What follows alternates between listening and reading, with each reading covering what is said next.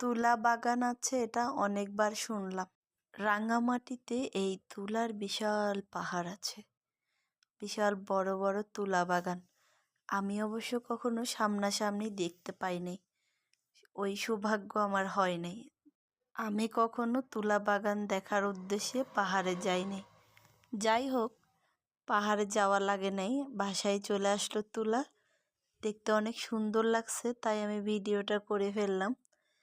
এই তুলা দিয়ে আমাদের অনেকের অনেক উপকারে আসে, হয়তো অনেকে জানেনই না।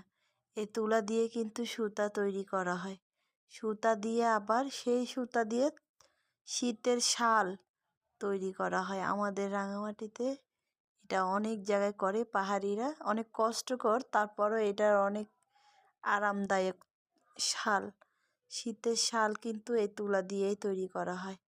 আবার এই তুলা দিয়ে বালিশ তৈরি করা হয়, বিভিন্ন কাজে লাগানো হয়। আমার ভিডিওটা কেমন লাগলো জানাবেন বন্ধুরা।